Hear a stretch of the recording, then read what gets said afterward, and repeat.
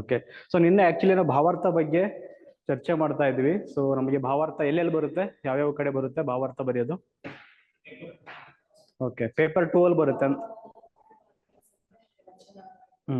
ಪಂಪ ಭಾರತದಲ್ಲಿ ನಮಗೆ ಭಾವಾರ್ಥ ಬರೆಯೋದು ಬರುತ್ತೆ, ಕುಮಾರವ್ಯಾಸ ಭಾರತದಲ್ಲಿ ಇರುತ್ತೆ, ವಚನ ಸಾಹಿತ್ಯ ಇದೆ, ಆಮೇಲೆ ಕೀರ್ತನೆಗಳಲ್ಲಿ ಕೂಡ ಜನಪ್ರಿಯ ಕನಕ ಸಂಪುಟ ಅಂತ ಕೊಡಬಹುದು ಅಥವಾ ಒಟ್ಟಾರೆಯಾಗಿ ರಗಳೆಯಿಂದ ಕೊಡಬಹುದು. ಮತ್ತೆ ಅಷ್ಟೇನಾ? ಭರತೇಶ್ ವೈಭವ ಬರಲ್ವಾ ಅಲ್ವಾ? ಸೊ ಕೇಳಿದ್ರೆ ಹೇಳಕ್ಕಾಗಲ್ಲ. ಸೊ ಅದಕ್ಕೂ ಕೂಡ ರೆಡಿ ಆಗಿರ್ಬೇಕಾಗುತ್ತೆ ಅಲ್ವಾ? ಸೊ ನಿಮ್ದು ಕ್ಲಾಸಸ್ ಎಲ್ಲ ಮುಗ್ದಿದೆಯಲ್ವಾ? ಮುಗಿಸ್ಕೊಂಡಿದ್ರಲ್ವಾ? ಟೆಸ್ಟ್ ಸೀರೀಸ್ ಬರ್ದಿದ್ರೆ ಮುಂಚೆ ಎಲ್ಲಾದ್ರೂ?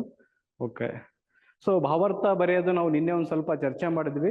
ಬಟ್ ಇವಾಗಲೂ ಕೂಡ ಒಂದು ಕ್ಲಾಸಲ್ಲಿ ಒಂದು ಬರೀರಿ ಅಂತ. ಇದು ಮೇ ಬಿ ಇದ್ರ ಬಗ್ಗೆ ಕೇಳಿರ್ತೀರಾ ಅಲ್ವಾ? ಈ ಪದ್ಯ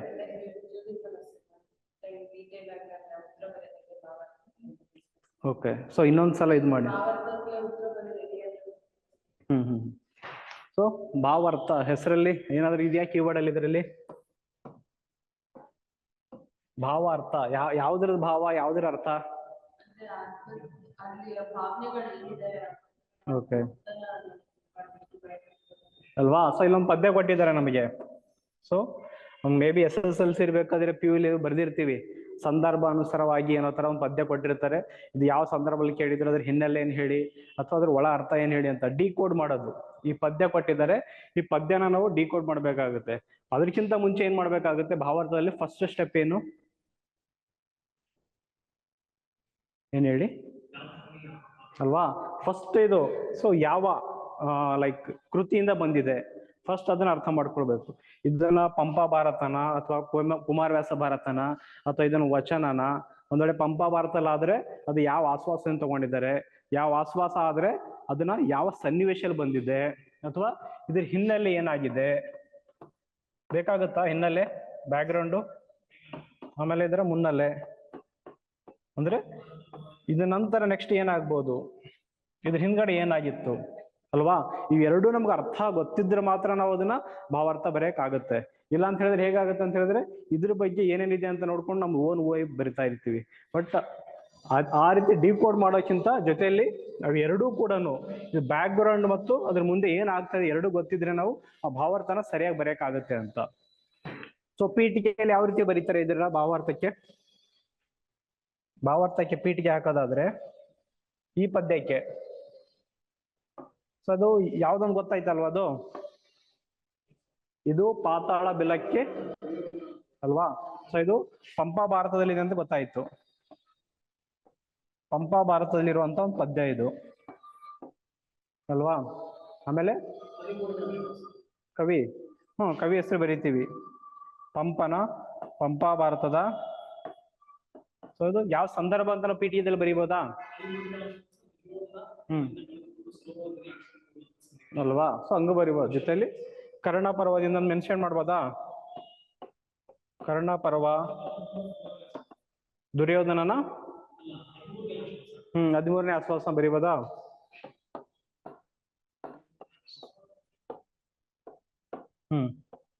ಜೊತೆಯಲ್ಲಿ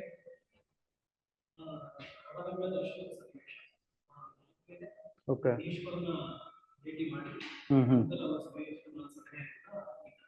ಓಕೆ.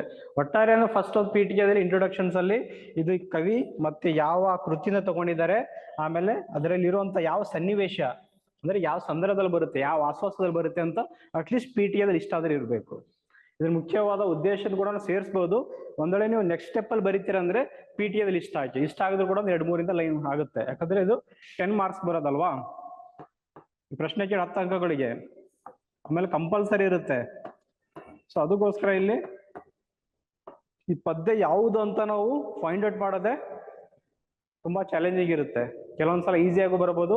ಅದಕ್ಕೆ ಫೆಮಿಲಿಯರ್ ಆಗಿರ್ಬೇಕಂದ್ರೆ ಏನ್ ಮಾಡ್ಬೇಕಾಗುತ್ತೆ ನಾವು? ಪದ್ಯಗಳನ್ನ ಅಥವಾ ಭಾವಾರ್ಥ ಬರಿಬೇಕಾದ್ರೆ ಫೆಮಿಲಿಯರ್ ಮಾಡ್ಬೇಕಾದ್ರೆ ಪದೇ ಪದೇ ಓದ್ತಾ ಇರ್ಬೇಕಾಗುತ್ತೆ, ನೋಡ್ತಾ ಇರ್ಬೇಕಾಗುತ್ತೆ. ಸೊ ಹಳೆಗನ್ನಡ ಅಟ್ಲೀಸ್ಟ್ ನಮಗೆ ಈ 4 ಸಾಲು ಬಂದಿದ್ರೆ ಪಂಪ ಭಾರತದಿಂದ ಅಂತ ಗೊತ್ತಾಗುತ್ತೆ. ಒಂದ್ ವೇಳೆ 6 ಸಾಲದಿದೆ ಅಂತ ಹೇಳಿದ್ರೆ ಅಲ್ವಾ ಷಟ್ಪದಿ ಅಂತ ಕುಮಾರವ್ಯಾಸ ಭಾರತ ಅಂತ ಗೊತ್ತಾಗುತ್ತೆ. ಇದೊಂದು ಸ್ವಲ್ಪ ಫೈಂಡ್ ಔಟ್ ಮಾಡುವಂತ ವೇಗಳು ಇದಾವೆ. ಆಮೇಲೆ ಭಾಷೆ ನೋಡ್ಬೋದು, ಹಳೆಗನ್ನಡಗೂ ನಡುಗನ್ನಡಗೂ ಒಂಚೂರು ವ್ಯತ್ಯಾಸ ಇರುತ್ತೆ ಅಲ್ವಾ? ಸೊ ಇದು ಐಡೆಂಟಿಫೈ ಮಾಡಿದ್ರೆ ತುಂಬಾ ಒಳ್ಳೆಯದು. ಪೀಟಿಗೆ ನೀವು ಕರೆಕ್ಟಾಗಿ ಹಾಕಿದ್ರೆ ಮುಂದೆ ಸರಿಯಾಗಿದೆ ಅಂತ ಅರ್ಥ ಆಗುತ್ತೆ. ಇಲ್ಲಿ ಏನಾದ್ರು ಮಿಸ್ಟೇಕ್ ಮಾಡಿದ್ರೆ ಕುಮಾರವ್ಯಾಸ ಭಾರತ ಅಂತ ಇಲ್ಲಿ ಹಾಕ್ಬಿಟ್ಟು ಕರ್ಣ ಪರ್ವ ಅಂತ ಹಾಕಿ ಮತ್ತು ಬರೆದ್ರೆ ಏನಾಗುತ್ತೆ ಅಲ್ವಾ? ಸ್ಟಾರ್ಟಿಂಗ್ ಅಲ್ಲಿ ಮಿಸ್ಟೇಕ್ ಆದ್ಮೇಲೆ ನೆಕ್ಸ್ಟ್ ಓದ್ಬೇಕಾದ್ರೂ ಕೂಡ ಎಷ್ಟೇ ಸರಿಯಾಗಿ ಬರೆದ್ರು ಕೂಡ ಇವರು ತಲೆಯಲ್ಲಿ ಕುಮಾರವ್ಯಾಸ ಭಾರತ ಅಂತ ಇಟ್ಕೊಂಡ್ ಬರ್ದಿದ್ದಾರೆ. ಸೊ ಕುಮಾರವ್ಯಾಸ ಭಾರತ ಕಾವ್ಯ ವಸ್ತುನೇ ಬೇರೆ ಇದೆ ಅಲ್ವಾ? ಮೂಲ ಆಕಾರ ಗ್ರಂಥ ಅದೇ ಇದ್ರೂ ಸಹ ಕುಮಾರವ್ಯಾಸನ ತಾತ್ವಿಕತೆನೇ ಬೇರೆ ಇದೆ. ಸೊ ಆ ರೀತಿ ಆಗುತ್ತೆ ಅಂತ. ಸೊ ನಾವು ನಿನ್ನೆ ಇದ್ರ ಬಗ್ಗೆನೇ ಚರ್ಚೆ ಮಾಡ್ತಾ ಇದೀವಿ. ಈ ರೀತಿ ತಗೋಬೋದಾ? ಈ ಮೇಲಿನ ಸಂದರ್ಭವನ್ನು ಪಂಪಾ ಭಾರತದ ಯಾವ್ದಿದು ಅಲ್ವಾ? ನಾವು ಏನ್ ಮಾಡ್ಬೇಕಂತ ಹೇಳಿದ್ರೆ ಇಲ್ಲಿ ಕನ್ನಡದ ಬರಿಬೇಕಾದ್ರೆ 13 ಅಥವಾ 12 ಈ ರೀತಿ ಬಳಸೋದು ಬೇಡ ಅಂತ. ಯಾಕಂದ್ರೆ ನಾವು ಟೆಕ್ಸ್ಟ್ ಅಲ್ಲಿ ಓದ್ಬೇಕಾದ್ರೆ ಆಲ್ಮೋಸ್ಟ್ ನಿಮ್ಗೆ ಹೆಂಗಿರುತ್ತೆ, 12ನೇ ಶತಮಾನದಿದ್ರೆ ನಿಮ್ ನಂಬರ್ಸ್ ಅಲ್ಲಿ ಇರುತ್ತಾ ಅಥವಾ ಅಕ್ಷರದಲ್ಲಿ ಇರುತ್ತಾ ಅಲ್ವಾ? ಆಲ್ಮೋಸ್ಟ್ ನಮಗೆ ಒಂದು ಸಾಹಿತ್ಯ ಕೃತಿ ನೋಡಿದಾಗ ನಮಗೆ ಇದರಲ್ಲೇ ಬರೆದಿರ್ತಾರೆ, ಪದಗಳಲ್ಲೇ ಇರುತ್ತೆ 12ನೇ ಶತಮಾನ ಅಥವಾ 10ನೇ ಇದೇ ತರ ಇರುತ್ತೆ. ಅದಕ್ಕೋಸ್ಕರ ಬರಿಬೇಕಾದ್ರೂ ಕೂಡ ಎಲ್ಲಾದ್ರೂ ನಂಬರ್ ಯೂಸ್ ಮಾಡ್ಬೇಕಾದ್ರೆ ಸೊ ನಾವು ಕೇರ್ಫುಲ್ ಆಗಿ ಈ ರೀತಿನ ಯೂಸ್ ಮಾಡಿ. ನಂಬರ್ಸ್ ಬೇಡ, 13, 12 ಆ ತರ ಬೇಡ. ಕೃತಿಯಿಂದ ಆಯ್ದುಕೊಳ್ಳಲಾಗಿದೆ ಅಥವಾ ನಾವು ಯಾವ ಸಂದರ್ಭದಲ್ಲಿ ಅಂತ ಕೂಡ ಮೆನ್ಷನ್ ಮಾಡ್ಬೋದಲ್ವಾ? ಕುರುಕ್ಷೇತ್ರದ ಕಟ್ಟ ಕಡೆಯ ಘಟ್ಟದಲ್ಲಿರುವಂತಹ ಭೀಷ್ಮರ ಮಾತಿನಂತೆ ಅವನೊಂದು ಜಲ ಮಂತ್ರ ತಗೊಂಡ್ಬಿಟ್ಬಿಟ್ಟು ವೈಶಂಪಾಯನ ಸರೋವರದಲ್ಲಿ ಕೂತಿರ್ತಾನಲ್ಲ, ಸೊ ಆ ಸಂದರ್ಭದಲ್ಲಿ ಬರುವಂತಹ ಅದು. ಸೊ ಪೀಠಿಕೆಯಲ್ಲಿ ನಮಗೆ ಫೈಂಡ್ ಔಟ್ ಮಾಡ್ತೀವಿ ಯಾವ ಕವಿ, ಯಾವ ಕೃತಿ, ಆಮೇಲೆ ಯಾವ ಸಂದರ್ಭ.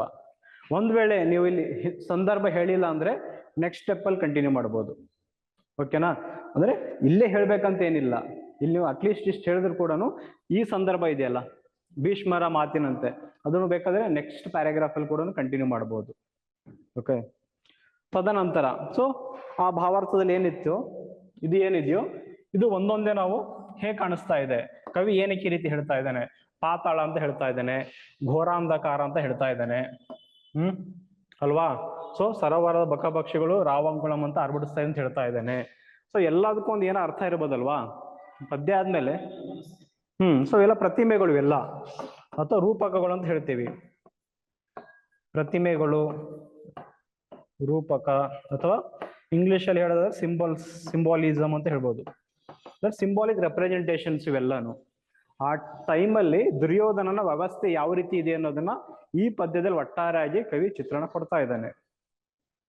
ಸೊ ಅದಕ್ಕೋಸ್ಕರನೇ ನಾವಿಲ್ಲಿ ಒಂದೊಂದು ಈ ರೀತಿ ನೋಡ್ಕೊಂಡು ಹೋಗ್ಬೋದು. ಪಾತಾಳ ಅಂತ ಹೇಳಿದ್ರೆ ಇಲ್ಲಿ ಅದರ ಆಳ ಯಾವ ರೀತಿ ಇದೆ, ಯಾರ್ದ ಆಳ ಅದು? ಹೊರಾಂಧಕಾರಾಗಿ ಮಾಡಿದ ಕೂಪಂ ಎನ್ನುವುದರಿಂದ ಏನ್ ತೋರಿಸ್ತಾ ಇದೆ? ನೀರು ತುಂಬಾ ಕರ್ರಗಾಗಿದೆ ಅಂತೆ. ಅದು ಏನ್ ಹೇಳ್ತಾ ಇದೆ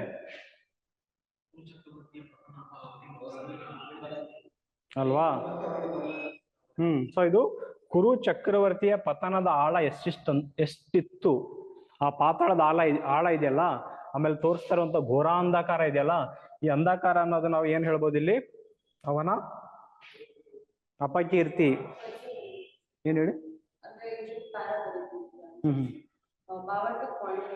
ಇಲ್ಲ ಪಾಯಿಂಟ್ಸ್ ಇಲ್ಲ, ಎಲ್ಲ ಪ್ಯಾರಾಗ್ರಾಫ್. ಸೊ ಇದನ್ನ ನೋಡ್ತಾ ಇದ್ದಾರೆ, ಇದು ಇಲ್ಲ, ಇದು ಆಕ್ಚುಲಿ ಇದು ಜಸ್ಟ್ ಅದು PPT ಮಾಡ್ಬೇಕಾದ್ರೆ ಬಂದಿರೋಂಥದ್ದು. ಇದು ಸಪ್ರೇಟ್ ಪ್ಯಾರಾಗ್ರಾಫ್. ಎಲ್ಲಾನು ಆಲ್ಮೋಸ್ಟ್ ನೀವು ಏನ್ ಮಾಡ್ಬೇಕಂದ್ರೆ ಪ್ಯಾರಾಗ್ರಾಫ್ ಅಲ್ಲೇ ಇರ್ಲಿ. ಕೆಲವೊಂದಿಗೆ ಮಾತ್ರ ಈ ಭಾಷಾಶಾಸ್ತ್ರ ಬಗ್ಗೆ ಕೇಳಿದಾಗ ಅಥವಾ ಗುಣಲಕ್ಷಣಗಳು ಅಂತ ಏನಾದ್ರು ಕೇಳಿದ್ರೆ ಅಂತ ಸಂದರ್ಭದಲ್ಲಿ ಮಾತ್ರ ನಾವು ಪಾಯಿಂಟ್ಸ್ ಯೂಸ್ ಮಾಡ್ಬೋದು. ಬಟ್ ಆಲ್ಮೋಸ್ಟ್ ಎಲ್ಲಾನು ಕೂಡ ಪ್ಯಾರಾಗ್ರಾಫ್ ಅಲ್ಲೇ ಇರ್ಲಿ. ಪಾಯಿಂಟ್ಸ್ ಯೂಸ್ ಮಾಡ್ಬಿಟ್ರೆ ಆಮೇಲೆ GS ತರ ಆಗ್ಬಿಟ್ಬಿಡುತ್ತೆ ಅದು. ಯಾಕಂದ್ರೆ ವಿಶ್ಲೇಷಣೆ ಮಾಡ್ತಾ ಇದೀವಲ್ಲ ನಾವು, ಒಂದು ಇದಕ್ಕೆ ಸಪ್ರೇಟ್ ಎಲ್ಲದಕ್ಕೂ ಲಿಂಕೇಜ್ ಇದಾವೆ. ಒಂದು ಪ್ಯಾರಾಗ್ರಾಫ್ ಹೇಳ್ತಾ ಇದ್ರೆ ನೆಕ್ಸ್ಟ್ ಪ್ಯಾರಾಗ್ರಾಫ್ ಕೂಡ ಅದಕ್ಕೆ ಲಿಂಕೇಜ್ ಇರಬೇಕು. ಪಾಯಿಂಟ್ಸ್ ಅಂತ ಹೇಳಿದ್ರೆ ಅದೇನೇ ಬೇರೆ ಇದೇ ಬೇರೆ ಆಗ್ಬಿಡುತ್ತೆ ಆ ತರ. ಸೊ ಅವನ ಪತನ ತೋರಿಸ್ತಾ ಇದೆ, ಅವನ ಅಪಕೀರ್ತಿ ತೋರಿಸ್ತಾ ಇದೆ, ಅವನ ತಮ್ಮಸ್ಸು ತೋರಿಸ್ತಾ ಇದೆ, ಅವನ ಅವಿವೇಕತೆ ತೋರಿಸ್ತಾ ಇದೆ. ಒಟ್ಟಾರೆ ದುರ್ಯೋಧನ ವ್ಯಕ್ತಿತ್ವ ಯಾವ ರೀತಿ ಇದೆ ಈ ಸಂದರ್ಭದಲ್ಲಿ ಅಲ್ವಾ? ಅವನ ಅಪಕೀರ್ತಿ ಇದೆಯಲ್ಲ ಅದು ಹೋಗ್ತಾ ಇದೆ. ಸೊ ಪಾತಾಳದಲ್ಲಿರುವಂತಹ ಬಿಲದಲ್ಲಿರುವಂತ ದಾರಿ ತೋರಿಸ್ತಾ ಇದೆ. ಆ ಸರೋವರ ಇದೆಯಲ್ಲ ಅದು ನೋಡಿದ್ದೆಲ್ಲನೂ ಸಹ ಇವಾಗ ಅಂಧಕಾರ ಆಗಿದೆ ಅವನಿಗೆ. ಸೊ ಅದು ಚಿತ್ರಣ ಇದೆಲ್ಲವೂ. ಓಕೆ, ಸೊ ಅಲ್ಲಿರುವಂತಹ ಸರೋವರದ ಬಕ ಪಕ್ಷಿಗಳಾಗಿರ್ಬೋದು, ಇದಾಗಿರ್ಬೋದು, ಅವು ಯಾವ ರೀತಿ ಅಲ್ಲಿ ಏನ್ ಮಾಡ್ತಾ ಇದಾವೆ ಇಲ್ಲಿ ಬಕ ಅಲ್ವಾ.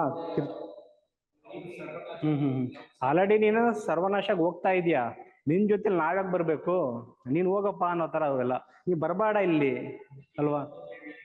ನೀನ್ ಯಾಕೆ ಬರ್ತಾ ಇದೀಯಾ, ಯಾಕಂದ್ರೆ ಅವ್ನು ಪಾತಾಳ ಇದೆ, ಬಿಲ ಇದೆ, ಅವ್ನು ಅಂಧಕಾರದಿಂದ ಹೋಗ್ತಾ ಇದ್ದಾನೆ ಕೆಳಗಡೆ. ಸೊ ಅದ್ರ ಜೊತೆ ನಮ್ಮನ್ನ ಯಾಕೆ ಕರ್ಕೊಂಡು ಹೋಗ್ತಾ ಇದೀಯಾ, ನಮ್ಮದ್ ಬಿಟ್ಬಿಡು ಅನ್ನೋ ತರ. ಅಂದ್ರೆ ಪ್ರಕೃತಿ ಇದು, ನಿಸರ್ಗ, ಈ ನಿಸರ್ಗನೇ ಅವನ ವಿರುದ್ಧವಾಗಿದೆ ಇವಾಗ. ಯಾವುದು ಕೂಡ ಸುಂದರವಾದ ಸರೋವರ ಆಕ್ಚುಲಿ ಅಲ್ವಾ. ಸರೋವರ ಅಂದ್ರೆ ನೋಡಕ್ ಚೆನ್ನಾಗಿರುತ್ತೆ, ಸುತ್ತಮುತ್ತ ಗಿಡ ಮರಗಳು ಪ್ರಾಣಿ ಪಕ್ಷಿಗಳು ಎಲ್ಲವೂ ಇದೆ. ಅಂತದ್ರಲ್ಲಿ ಕವಿ ತೋರಿಸ್ತಾ ಇರೋದಿಲ್ಲಿ ಅವನ ಅಂಧಕಾರ ತೋರಿಸ್ತಾ ಇದ್ದಾನೆ. ನೋಡಿದ್ದೆಲ್ಲ ಅವನಿಗೆ ಇವಾಗ ಕೆಳ ಬಿದೋಗ್ತಾರ ತರ ಕಾಣಿಸ್ತಾ ಇದೆ. ಹೇಳ್ತೀವಲ್ವಾ ಸಹವಾಸ ಅಂತ, ಸಹವಾಸ ಜೊತೆಯಲ್ಲಿ ಹೋದ್ರೆ ಹೆಂಗಾಗುತ್ತೆ ಅನ್ನೋದು. ಸೊ ಅದಕ್ಕೆ ಅವು ಬೇಡ ಅಂತ ಪ್ರತಿಭಟನೆ ಮಾಡ್ತಾ ಇದ್ದಾವೆ.